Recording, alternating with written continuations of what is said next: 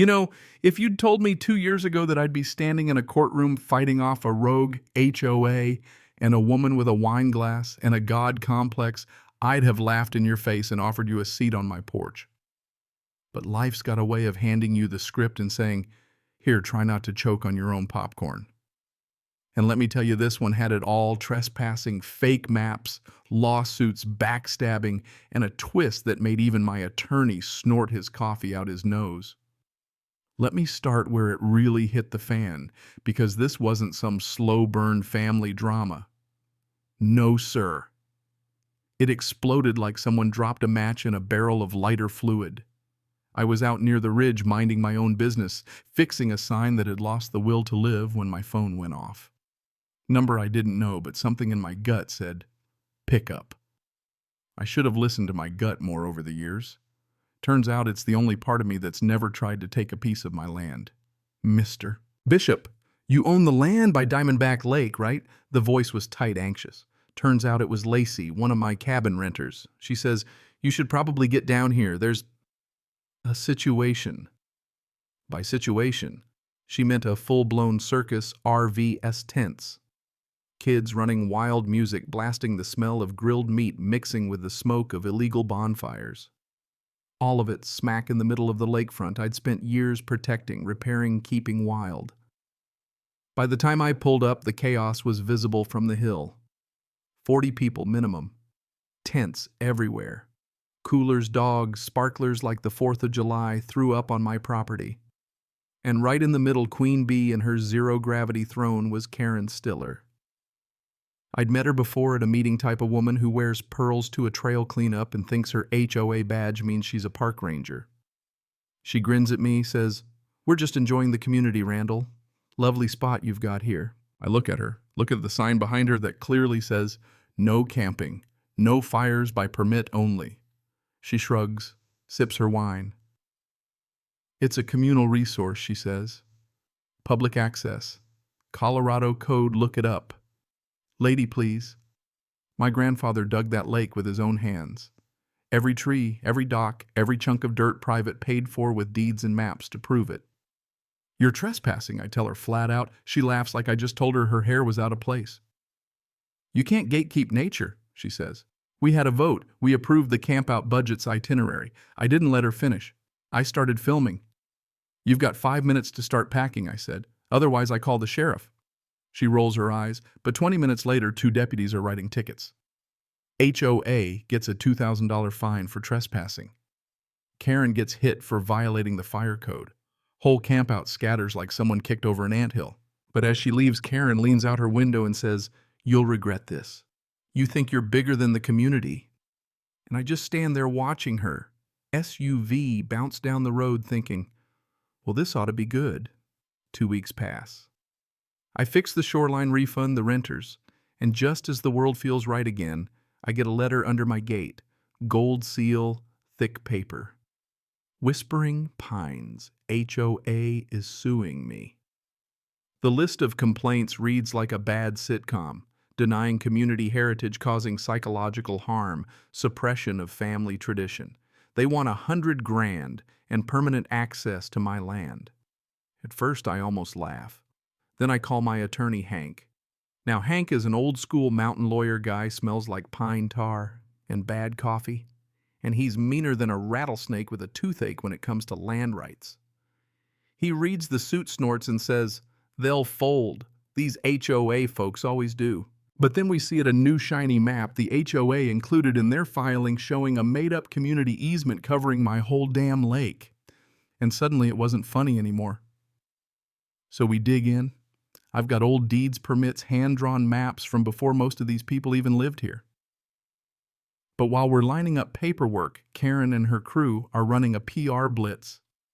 They hand out glossy newsletters to every house nearby, spinning this whole mess into a legacy interrupted complete with fake stories about community campouts and quotes from imaginary residents. There's a timeline of made-up events and a screenshot of their new map proving the lake's always been public. They even toss in a little jab when natural beauty is held hostage by the few the community must act. At this point, Hank tells me don't respond. Let them dig their own grave. But the pressure keeps coming. HOA folks show up checking trail conditions with clipboards. A lady tries to hand me a survey about eco-cooperative usage, and someone leaves marshmallows at my mailbox with a note, "Can't wait for next year's campout." So I put up trail cams, motion sensors. I wasn't going to let them play games in the dark. Still, you ever get that feeling you're not just fighting for dirt, but for the story people will tell about you when you're gone? That's what ate at me. Because Karen wasn't just after access, she wanted to recast me as the villain. And you know what? She almost pulled it off. One morning, Hank calls me into the barn, shows me a website, whisperingpinescamping.org. Header says, "Join us for our 7th annual community campout. Pictures of my lake, my docks, my cabins blurred out like scenery in a catalog." Since 2017, it claims. They've got fake testimonials, a downloadable traditions PDF, even logos from permits that don't exist. My jaw hits the floor. I call my friend Trevor, former InfoSec guy, knows more about the dark corners of the internet than I ever will. By noon, he's traced the site right back to Karen's email. They didn't even cover their tracks. Trevor laughs, but I just stand there shaking. Because this isn't just a land grab anymore, it's an attempt to rewrite reality. And then comes the twist. Middle of this circus, I get a call from Grayson Miller, older guy used to sit on the original HOA board, says he wants to talk. We meet at the diner. He slides a folder across the table, doesn't look at me. Inside meeting transcripts, budget logs, private emails. One message from Karen to her lawyer. The lake's image is already public property. He'll lose the narrative before he ever gets to court. Grayson leans in, says, "I knew your father. I can't be part of this con job." Turns out not everyone in the HOA is drinking Karen's Kool-Aid. From then on, every few days I get a manila envelope, budget details, meeting minutes, proof the lawsuit's funded with tennis court maintenance money, invoices for media consultants. Karen's running the show like a wannabe dictator and the rest of the board's just along for the ride. So I change tactics. I don't yell, don't argue. I post new signs. Private property trespassing, prosecuted county code, quoted right there in black and white. I framed the original 1931 dam permit and put it in a glass case by the dock, along with a plaque, built, owned, and maintained by the Bishop family for over 90 years. No easement exists.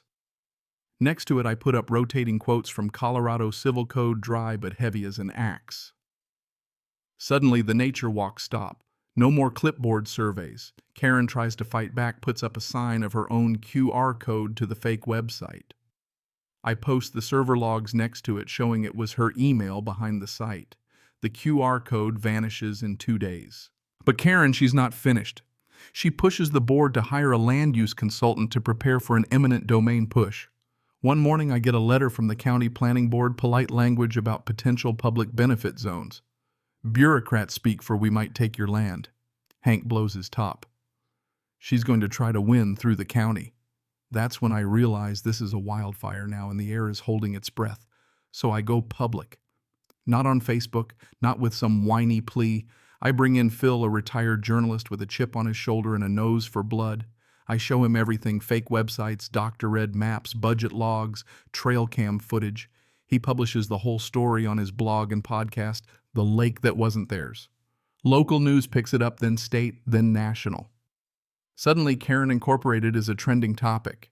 HOA board members start quitting. Residents demand audits. Someone leaks the HOA's group chat and Karen's messages are front and center.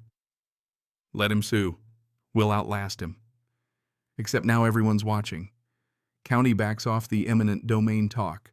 Planning board pauses the study. Karen. She loses it, calls a special HOA meeting, yells about smear campaigns, gets called out by her own board for lying about events and stealing dues. One of them says, "Karen, there's never even been a campout before this year." She storms out. Later that night, I find a note at my gate. "See you in court, Bishop." Or maybe in hell first. But she's the one about to face the fire. Hank files our counterclaim.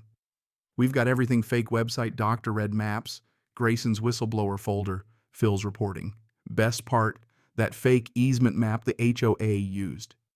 The signature belonged to a county clerk who died in 2019. The map was dated 2 years after that.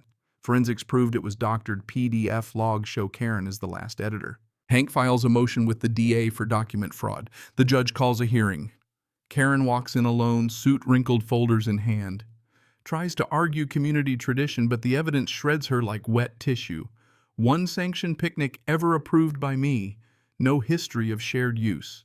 The judge listens stone-faced, then rules HOA, suit dismissed our claim, upheld Karen and the HOA, owe me $85,000 plus fees, and an injunction bans them from the lake for good.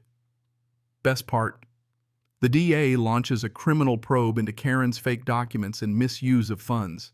Afterward, a few HOA folks come up say, "I just thought it was a misunderstanding." I tell them, "You've got a lot of cleaning up to do." Grayson hands me a brass plaque, Diamondback Lake Bishop family land since 1931 still standing. It's not the kind of victory that makes you want to dance, but it's the kind that brings quiet, the best reward you can ask for. Karen. She's gone. Lost her board seat, lost her house, took a plea to avoid jail, but can't ever serve on another HOA. The HOA limps along. Grayson takes over as interim chair and demands a full audit. He jokes it's like teaching ethics to raccoons. He says it with a grin, though. A year later, the lake's quiet. The signs stand, the permits hang by the dock. I still get the odd request for community events. I delete them.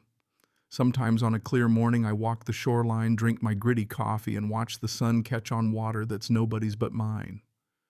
Hank likes to tap the court ruling and say, "Best closing argument I ever gave."